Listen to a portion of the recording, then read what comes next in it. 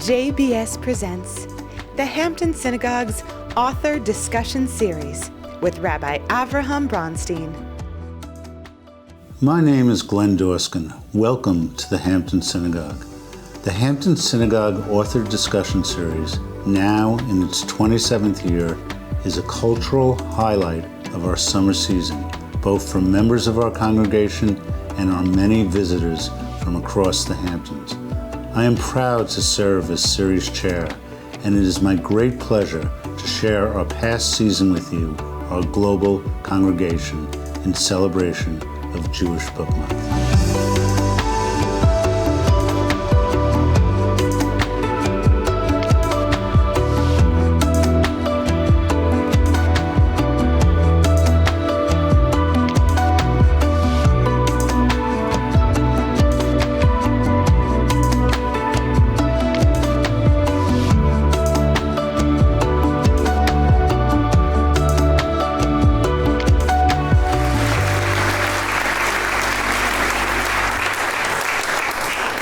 You had told me before that you wanted to begin tonight's program with a short reading from the book. Yeah. So why don't you set that up and tell us what you're going to be reading? I'm going to read something from the introduction to the book. Please. Just to give you a kind of overall sense of...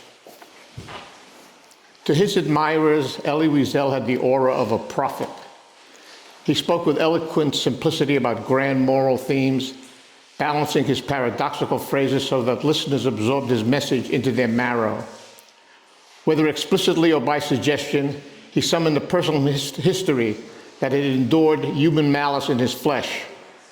As an orphan survivor and witness to Auschwitz and Buchenwald, he spoke with unusual authority. At times, his chiseled face had a haunted cast that the French novelist Francois Mauriac described as the look of Lazarus, the acolyte whom Jesus was said to have raised from the dead. And yet those who knew him well remarked how deeply human and unaffected he was. He loved to sing, to join with friends in the Hasidic melodies he had grown up with in Sighet, Romania, where he was born, to join in whirling Hasidic wedding dances. He savored the quirks and flavors of Yiddish, his first language, and loved to laugh at a salty Yiddish joke. Though he walked with kings and queens at the climax of his career, he remained a man of modest taste. He hated wearing tuxedos, took minimal interest in financial matters, and as his son Elisha told me, he preferred instant coffee to the brewed variety because that was what he had been accustomed to in Europe. In old age, he told friends he wanted to be remembered not for his prestigious honors or as the author of a landmark book about the Holocaust or as a speaker on the world stage, but simply as the teacher he had been for more than 40 years. Wiesel was a complex figure. He had a sensitive ego that sometimes made it hard for him to work in groups like the council that built the United States Holocaust Museum in Washington. Although he inspired the creation of the museum, he could not manage or abide the competitive jousting in the council and ultimately resigned his chairmanship before construction had started. There might have been more than a smidgen of calculation in some of his nobler actions and speeches that served him and his cause. As the novelist Thane Rosenbaum wrote after his death, soft-spoken but with the instincts of a Broadway press agent, he knew how to leverage a story and deliver the perfect soundbite. Yet Elie Wiesel became the torchbearer, not just for the survivors. He was the most admired ambassador of the Jewish faith in the world, as well as a voice of conscience in many of the places where human rights were trampled. He expanded his message to draw attention to other genocides and to warn the world that the lessons of the Holocaust had not been learned, that ethnic hatred, persecution of vulnerable minorities, and mass violence persisted in sundering humanity. He was, as I said in the obituary I wrote for the New York Times, defined not so much by the work he did as by the gaping void he filled. In the aftermath of the German systematic massacre of the Jews of Europe, no voice had emerged to drive home the enormity of what had happened and how it had changed mankind's conception of itself and of God. But by the sheer force of his personality and his gift for the haunting phrase, Mr. Wiesel, who had been liberated from Buchenwald as a 16-year-old with the indelible tattoo A7713 on his arm, gradually exhumed the Holocaust from the burial ground of the history books.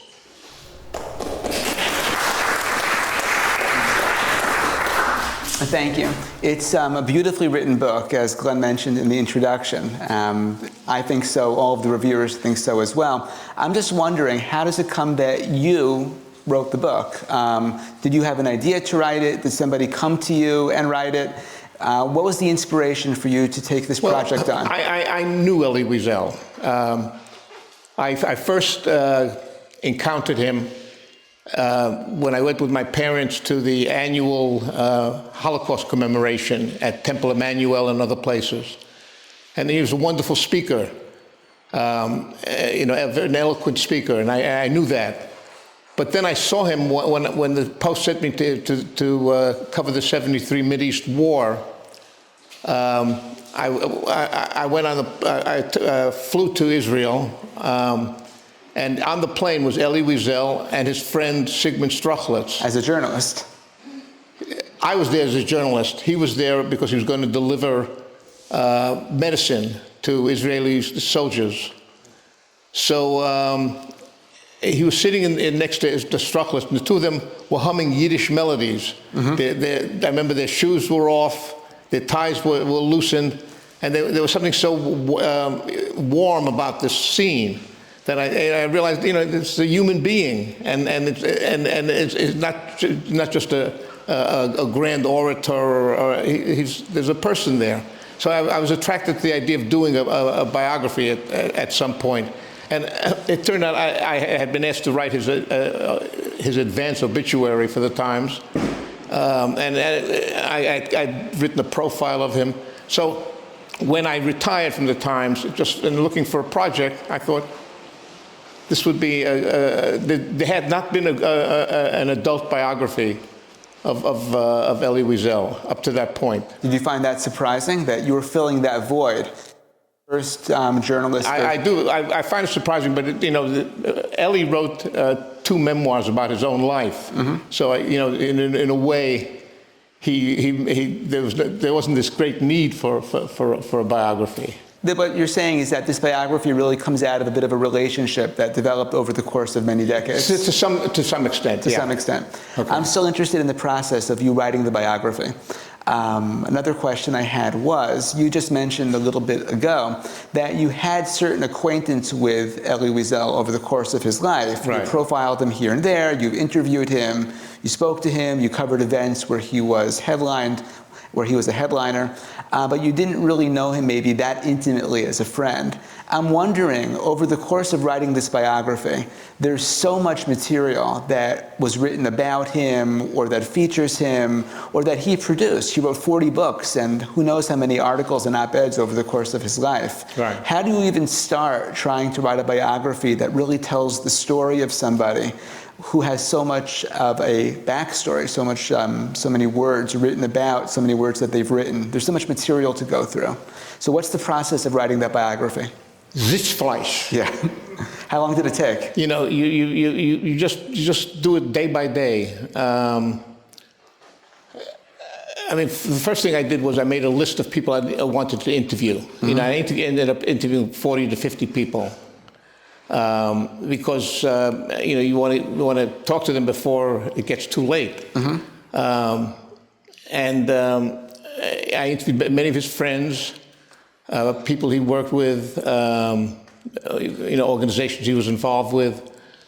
And then after that, I sat down and I essentially it moves in chronological fashion. Mm-hmm. The arc of his life is what is so impressive. Here he was, a Hasidic boy. He grew up as a Hasidic boy in the town of Sighet, Romania. How did he become this world figure? That's what the book is really about. So you trace that arc. And one of the things you discover is the role of coincidence and chance in a person's life. For example, Wiesel had the good fortune, I hate to use that term in such a terrible situation, but because he was an orphan at the end of the war, he ended up on a train of 400 orphans that Charles de Gaulle of France agreed to take in. These orphans ended up in a Jewish orphanage outside of Paris. Because they were outside of Paris, when Elie Wiesel reached the age of like 19, he ended up in Paris, and he went to the Sorbonne, studied at the Sorbonne, studied literature and philosophy. If that hadn't happened, he might have ended up a Hasidic rabbi in the town of Sighet, if there had been no war. But that kind of propelled him into a different arc. I'm wondering also, in the same vein, as you were doing all of this research and you were reconstructing his life in such meticulous fashion, what really surprised you or jumped out at you that you hadn't known before, that you thought readers would be particularly interested to know, new information about Elie Wiesel? Wiesel also had a charming tendency to over-dramatize. You asked me about surprises. Mm-hmm. He has this, in his memoirs, he has a section about his relationship with Isaac Bashevis Singer. The two of them were the stars of the Vorwärts, the old Yiddish paper, when it was a Yiddish paper. And they befriended each other, and they would go home by subway to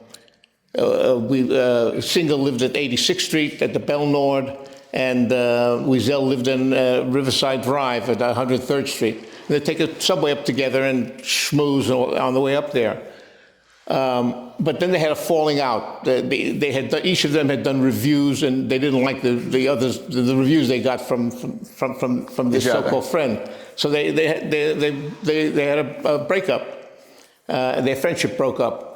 And then Wiesel, when describing the relationship, says, it was very sad when Isaac Bashevis Singer died, and so few people came to his funeral.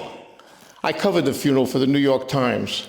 The place was packed. Mm-hmm. It was his last revenge. Right.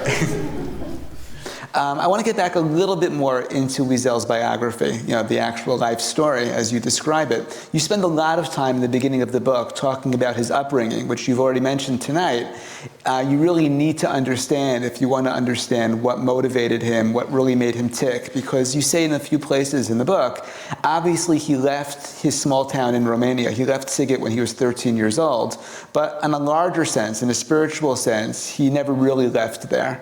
So I was hoping you can talk a little bit more about his upbringing and the impact that had on him for the rest of his life.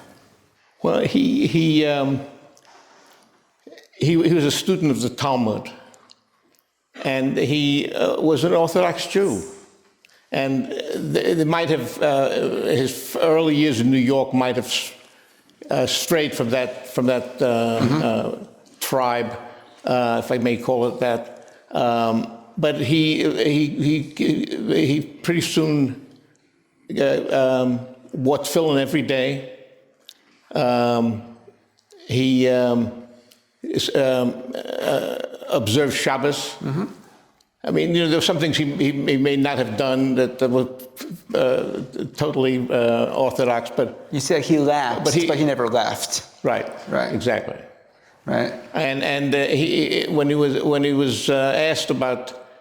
When he talked about his anger at God for having allowed, 1 million Jewish children to die and 6 million people to die, and he said,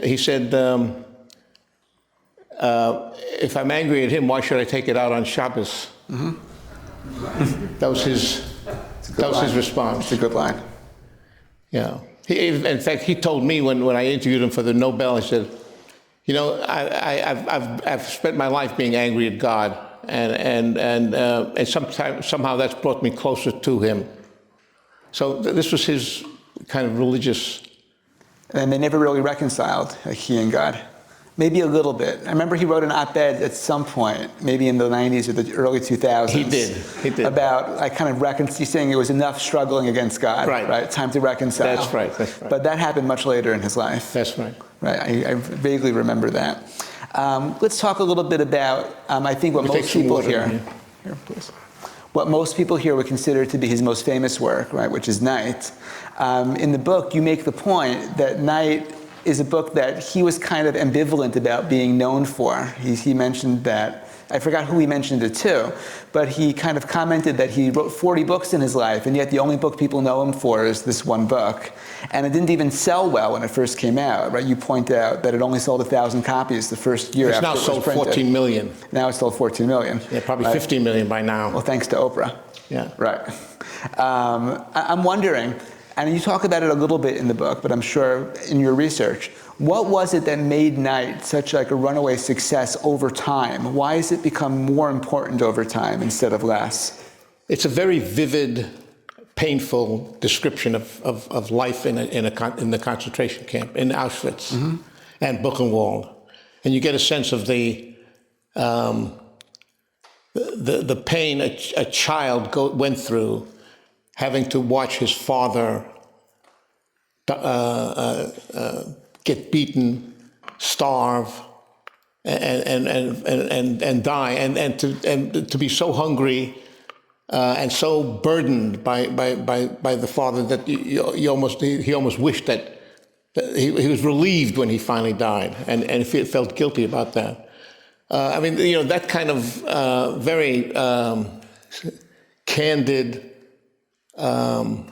emotional response made Night stand out from other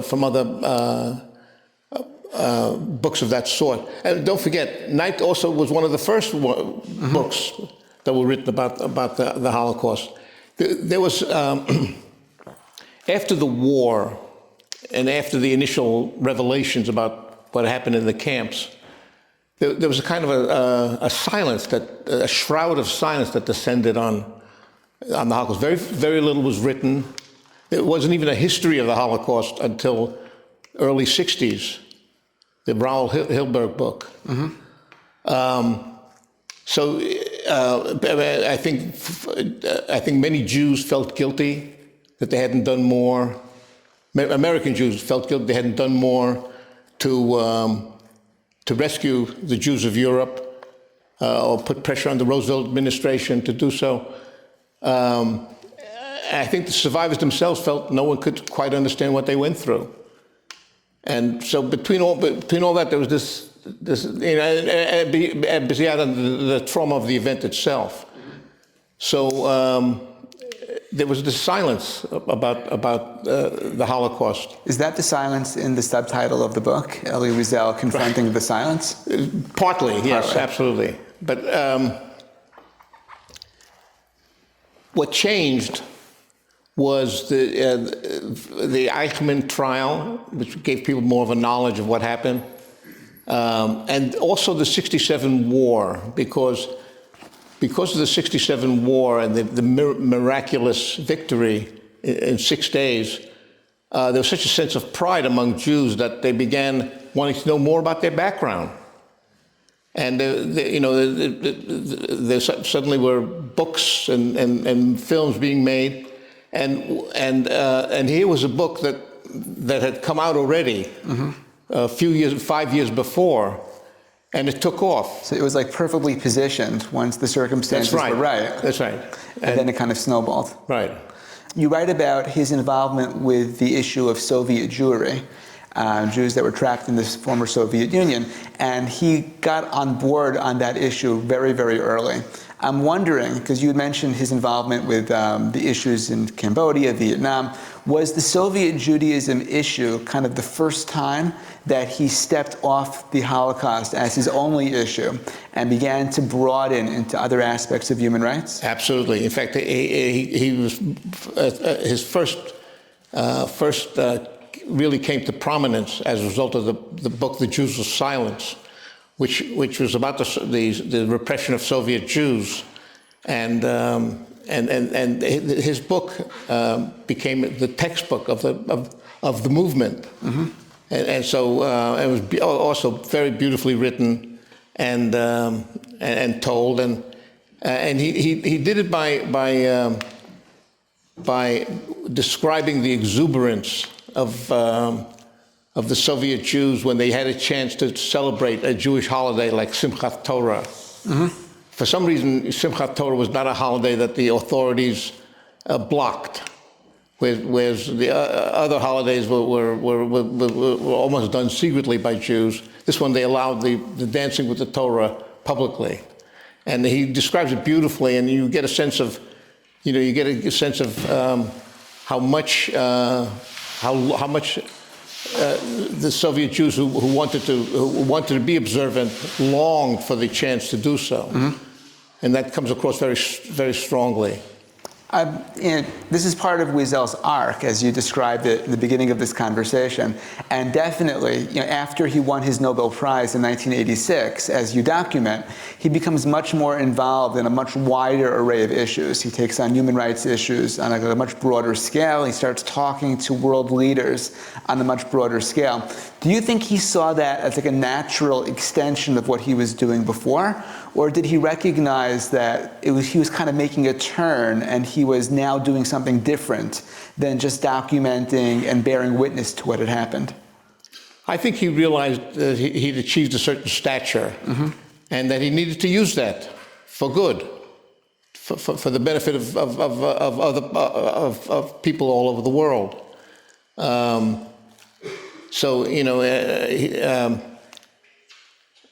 That's why he won the Nobel Prize, because he was a messenger to mankind, not just to Jewry. Mm-hmm. He'd already established himself that way by the 80s. He'd already established himself as that moral voice for broader issues before he won the Nobel Prize. That's right. Before. I think this is a good time to talk about Bitburg, just to remind everyone what happened, because this is really an example of him as that prophetic voice, right, speaking truth to power, but also at the same time, it was the confluence of so many circumstances that put him in the position to be able to do that. Right. So why don't you share the story? At that point, Wiesel had been the head of the council that created the museum, and that's a whole story in and of itself. The American Holocaust Museum. The American Holocaust Museum in Washington. So what year is this? This is 1985 is when we're talking. I think he won the Nobel in '86. So let's see. Reagan announced that he was going to visit Germany at the invitation of Helmut Kohl, the chancellor. And it turned out that one of the things he was going to do was to lay a wreath at a military cemetery. Many Jewish leaders were upset that he was going to lay a wreath at a military cemetery, but then it turned out that not only was it a military cemetery, but there were 49 graves of SS men buried there. And there was hundreds of letters written by, and not just by Jewish leaders, but by union members and congressmen. And a lot of people were trying to convince Reagan to not do this. And everyone then thought, everyone waited for Wiesel to make a statement about this. Well, it turned out that Wiesel had won a Congressional Medal of Achievement. I think the Congressional Gold Medal of Achievement, which is awarded by Congress, but it's traditionally given by the president at the White House to the recipient. So Reagan had to give Wiesel this medal 2 weeks before he left for Bitburg. And Wiesel, well, first of all, the White House decided, they realized this was going to be a PR disaster. So the first thing they did was they changed the room at the White House from the East Room, which seats several hundred people, to the Roosevelt Room, which seats only 40 people. Mm-hmm. And among the 40 people that Wiesel invited were the two editors of the New York Times, Abe Rosenthal and Arthur Gelb. So he was shrewd that way. Mm-hmm. And he then confronted Reagan, and nobody had seen someone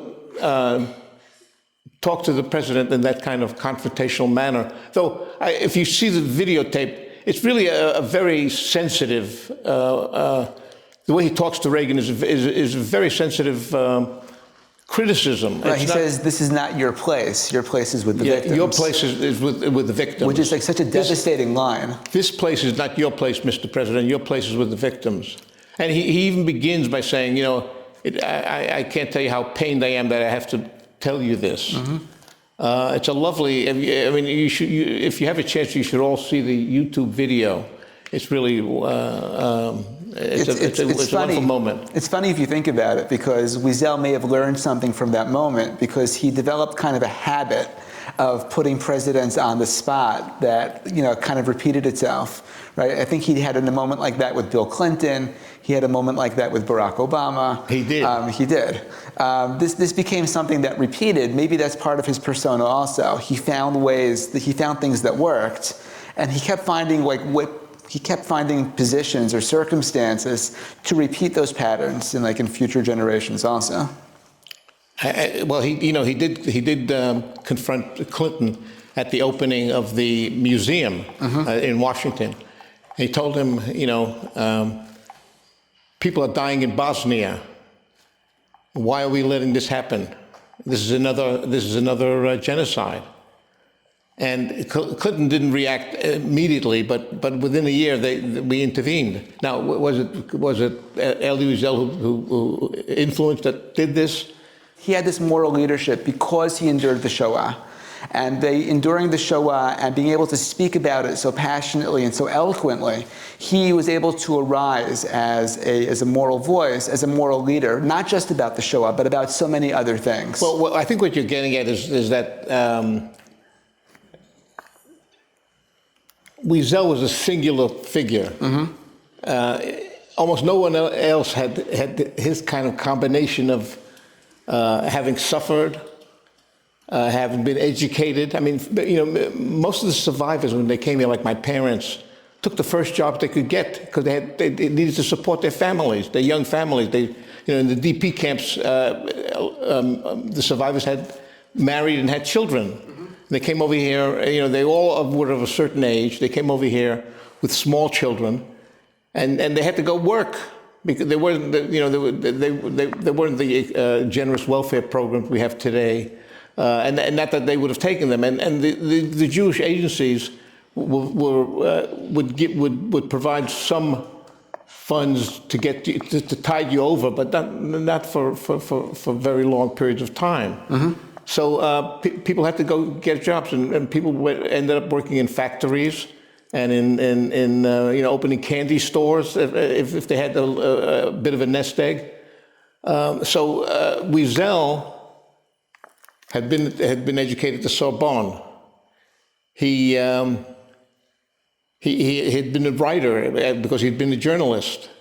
He had a facility for languages. Right. His Talmudic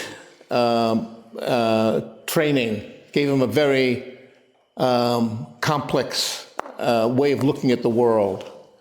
All that came together to produce Elie Wiesel, and he also had a certain look, the chiseled face, the wispy hair. I mean, it all came together to produce this very charismatic figure, and no one else could match that among the survivors. There were many active survivors. Ben Mead and Norbert Walheim, but no one had his charisma. Again, it's like it's a confluence of circumstance that kind of created him the way that he was, right? It's like Wiesel said that to hear testimony, right, makes you a witness also, right? But different people can hear testimony and come to different conclusions. Right. Wiesel was very good at saying, this was my experience, and this is what it means nowadays. Maybe his legacy is that we've all heard his experience, but now we all get to argue about what it means. Right. What I worry about more is the growth of anti-Semitism, and Holocaust denial is part of that. And this is something that I haven't. I don't know what you do about that, except to make sure that every time that someone lies about it, you point out what the truth is. 100%. Okay, Joe Berger, thank you so much.